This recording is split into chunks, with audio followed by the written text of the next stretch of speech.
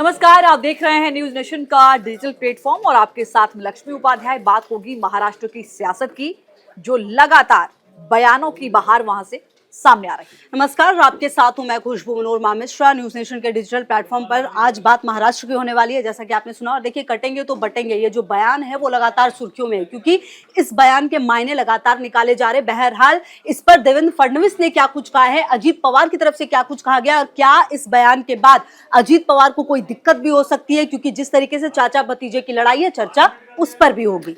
अब देखिए, सवाल इसलिए खड़ा होता है क्योंकि मुख्यमंत्री योगी आदित्यनाथ ने इस बयान की शुरुआत बेशक यूपी के आगरा से की हो अगस्त महीने में, लेकिन ये बयान हरियाणा के चुनाव में बड़ा असर दिखाता नजर आया, जिसके बाद इसकी एंट्री महाराष्ट्र में हो गई। और महाराष्ट्र में सवाल इसलिए इस बयान पर खड़े हो गए क्योंकि महायुति गठबंधन जो है, महायुति की सरकार चल रही है जिन पार्टियों के साथ मिलकर, उसमें अजीत पवार की पार्टी भी आती है, यानी कि एनसीपी भी आती है। और ऐसे में अजीत पवार की ओर से इस बयान का आप कह सकते हैं कि विरोध किया गया, खंडन किया गया, या फिर दूसरे शब्दों में आप कहिए कि इस बयान से सहमति नहीं जताई गई। अजीत पवार की ओर से कहा गया कि ये चूंकि छत्रपति शिवाजी की धरती है और यहां पर इस तरीके के बयानों की जरूरत नहीं है। बहनों और भाइयों, राष्ट्र से बढ़कर के कुछ नहीं हो सकता, कुछ नहीं हो सकता।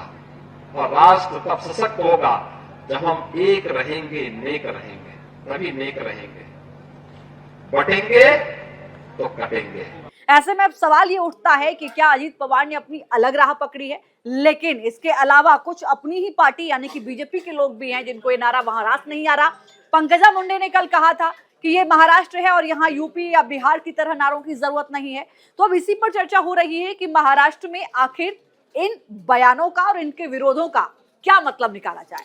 और देखिए, बारामती सीट जिसका जिक्र लगातार हो रहा है, यहाँ पर चाचा बनाम भतीजे की लड़ाई है ये। और अजीत पवार का जो मुकाबला है वो भतीजे से, और शरद पवार की जो अगुवाई वाली एनसीपी है शरद चंद्र पवार के उम्मीदवार युगवेंद्र पवार से है। आप इस सीट को ऐसे समझिए कि उप मुख्यमंत्री अजीत पवार 1991 का साल था जब यहाँ से वो विधायक लगातार है। ऐसे में ये जो उनके लिए चुनौती होगी वो काफी ज्यादा इसलिए मानी जा रही है क्योंकि पिछले कुछ समय से लगातार यहाँ पर जिस तरह से इस सीट की बात आई है, यहाँ पर ये सीट पहले भी लोकसभा चुनाव में भी हाई वोल्टेज ड्रामा यहाँ पर रहा था। और इस वक्त अब जब अजीत पवार ये कह रहे हैं कि इस तरह के बयानों की यहाँ पर जरूरत नहीं, तो इससे नाराजगी भाजपा कार्यकर्ताओं की भी खुलकर सामने आ रही है। कई जगहों पर ऐसी तस्वीरें सामने आई हैं। और अब जब देवेंद्र फडणवीस ये कह रहे हैं कि अजीत पवार इन जो बयान है उसको समझे नहीं है, क्योंकि कहा यह जा रहा है कि वो कई सालों तक ऐसी विचारधारा में रहे जहां पर उनको ये समझने में थोड़ा वक्त लगेगा। तो अब देखना ये होगा कि ये जो लड़ाई है वो किस कदर आगे बढ़ती है, ये जो बयान है उसके मायने किस कदर आगे निकलते हैं, और ये जो बारामती सीट लगातार अब चाचा भतीजे की लड़ाई है, इसमें कौन बाजी मारेगा ये भी आने वाला वक्त तय करेगा। अब देखिए, इसको बड़े सिंपल वे में आप समझने की कोशिश करिए। देवेंद्र फडणवीस ने जिन शब्दों का इस्तेमाल किया उनको समझना होगा, वो वाकई अपने आप में महाराष्ट्र की सियासत में एक बड़ा मायने रखते हैं। देवेंद्र फडणवीस ने कहा है कि दशकों तक अजीत पवार ऐसी विचारधाराओं के साथ रहे जो सेकुलर और हिंदू विरोधी हैं। खुद को धर्मनिरपेक्ष कहने वालों में कोई वास्तविकता के रूप में धर्मनिरपेक्षता नजर नहीं आती। वो ऐसे लोगों के साथ रहे हैं जिनके लिए हिंदुत्व का विरोध करना ही धर्मनिरपेक्षता है।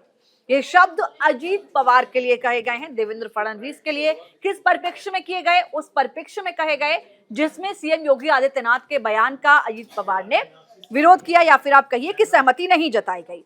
उन्होंने कहा कि देखिए, वक्त लगेगा, लेकिन जिस दिन वो समझ जाएंगे कि आखिर ये सेंटीमेंट किधर जा रहा है तो शायद उनको समझ में आ जाएगा। इससे पहले अजीत पवार के उस बयान को भी आपको समझना होगा जहां बारामती सीट को लेकर उनकी ओर से साफ तौर पर यह कहा गया कि बारामती वो सीट है जो कि शरद पवार की ओर से कहा जा रहा था कि इस सीट को जिताने के लिए मोदी और गृह मंत्री तक को यहाँ पर क्या आना पड़ेगा। तो उसके एवज में उन्होंने ये कहा कि देखिए, वो सीट है जहां पर मुझे किसी भी बड़े नेता की या किसी अन्य की रैली कराने की आवश्यकता नहीं है। बारामती से मैं पूर्ण बहुमत और बहुत अच्छे खासे मार्जिन से जीत रहा हूं। ये उनका कॉन्फिडेंस था अपनी सीट को लेकर। और देखिए, इससे पहले अगर आप इस बयान की बात समझे तो लगातार इस बयान के बारे में एक पॉइंट ये भी है कि जब लोकसभा चुनाव की शुरुआत हुई तो आपको याद होगा किस तरह से जेपी नड्डा की तरफ से कहा गया कि अब जो पार्टी है वो बहुत स्ट्रांग है, लेकिन संघ को दरकिनार किया गया था। लेकिन अब जब हरियाणा चुनाव हुआ तो संघ की वापसी होती है और हरियाणा चुनाव के जो परिणाम है वो सबके सामने थे। तो इससे समझ में ये आता है कि आपने ये जो बयान दिया बटेंगे तो कटेंगे टाइप, तो अब इस बयान के मायने लगातार हर किसी को समझ समझाने की कोशिश की जा रही है, उसको पॉजिटिव वे में रखने की कोशिश की जा रही है। देवेंद्र फडणवीस की तरफ से या जितने भी बड़े जनप्रतिनिधि हैं बीजेपी की तरफ से, उनकी तरफ से इस बयान को ये कहा जा रहा है कि इसके मायने गलत तरीके से पेश किए जा रहे हैं, लेकिन कहा यह जा रहा है कि किस तरह से एकजुट रहने की बात है।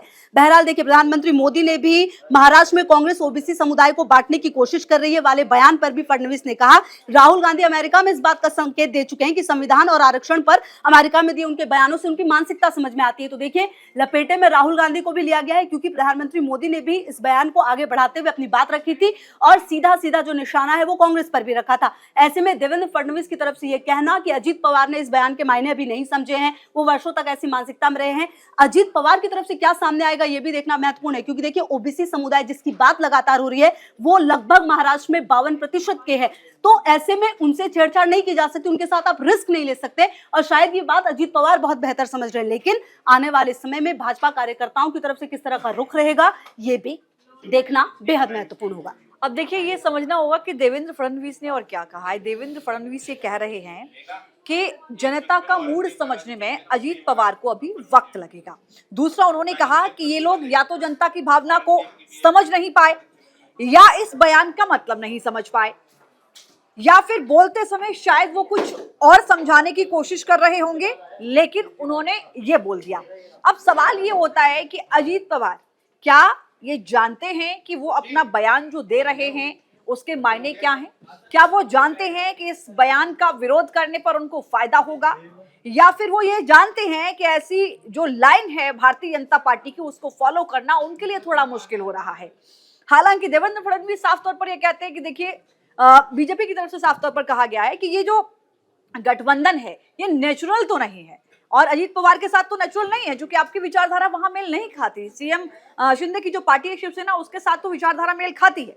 लेकिन अब सवाल ये उठता है कि यहां से राह किसकी मुश्किल होती हुई नजर आएगी और किसकी राह यहां से आसान होती हुई नजर आएगी, क्योंकि बीजेपी की अपनी क्लियर लाइन है। बीजेपी यहां किसी भी मोड़ पर कहीं भी कुछ भी संकोच में नहीं है। बटोगे तो कटोगे, एक रहोगे सेफ रहोगे, नेक रहोगे, ये नारा मुख्यमंत्री से शुरुआत होती है और एक रहोगे सेफ रहोगे प्रधानमंत्री की जुबान से भी महाराष्ट्र की सियासत में सुना जाता है। आरएसएस की तरफ से भी एक मन से इस नारे का समर्थन देते हुए दो लाइनें जरूर कही जाती हैं कि निश्चित तौर पर एक रहोगे तो सेफ रहोगे। इस नारे को लेकर ही हरियाणा चुनाव के जब नतीजे सामने आए तो भी तमाम तरीके की चीजें सामने आई कि ये नारा वहां पर भी काम कर गया। ऐसे में अब सवाल यही है कि क्या ये नारा भारतीय जनता पार्टी को महाराष्ट्र में भी एक सकारात्मक परिणाम दिलाने में एक बड़ी भूमिका निभाएगा? क्या इस बात को समझना अभी अजीत पवार के लिए मुश्किल हो रहा है, जैसा कि देवेंद्र फडणवीस कह रहे हैं? ये एक बड़ा सवाल है। जी हाँ, आगामी 20 तारीख को चुनाव है, 23 को नतीजे हैं, लगातार नजर रहेगी। बहुत शुक्रिया।